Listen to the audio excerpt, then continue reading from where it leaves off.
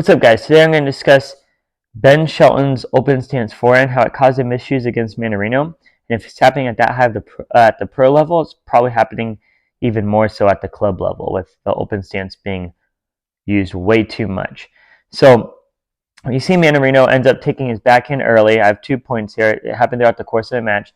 And that forces Ben Shelton to have to do more with his forehand. So then Manarino takes it early, backhand side, takes it to Ben Shelton's backhand, which then he sneaks in for the volley. And later on, he plays that same play, but now Shelton knows he can't hit it too short because Manarino will step in and take it early, so he plays the ball long. Okay, so now, with the knowledge of that, Ben Shelton when someone's there and is able to change the direction and the pace of the ball, he really struggles. So I have 2 more points here of just Manarino changing the pace of the ball, making it softer, and Shelton just has to generate his own pace and ends up missing into the net.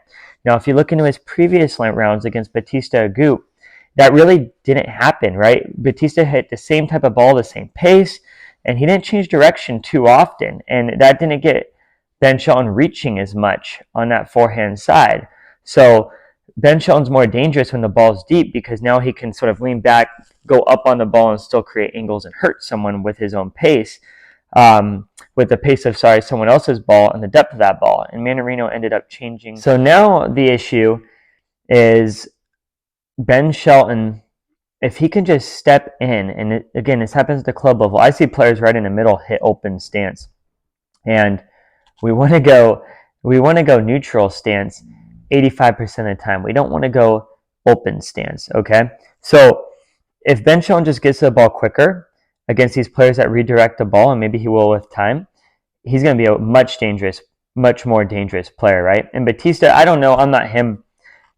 Maybe the ball was just too fast. So seeing this point when they're banging the ball back and forth, he had chances to go up the line like Manarino did, but he just couldn't do it. So I'm thinking the ball was just too fast and he just had to get it back in. But at the higher level, they're able to change direction.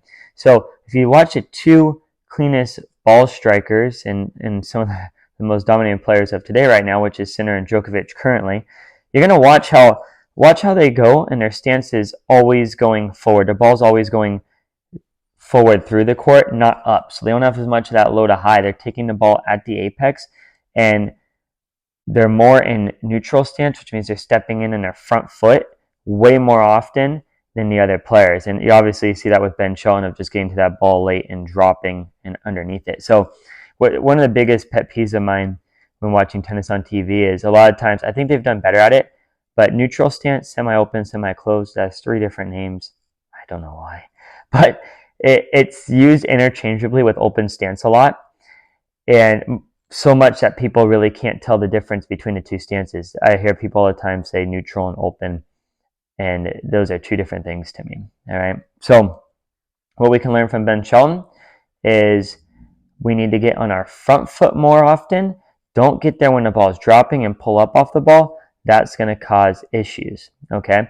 And that's why this matchup against Manarino against Djokovic is going to be really tough, because Djokovic's footwork is so good. He's going to be able to step into the ball. So we'll see how he deals with it and see if Manarino has enough left in the gas tank to give him some issues. But, as you go higher and higher in the levels, there's less things to find because these players are so airtight, technically, and with their footwork, their strategy, and all that other stuff. But as you see these new juniors coming up and now playing pro, you can still pick out these little things.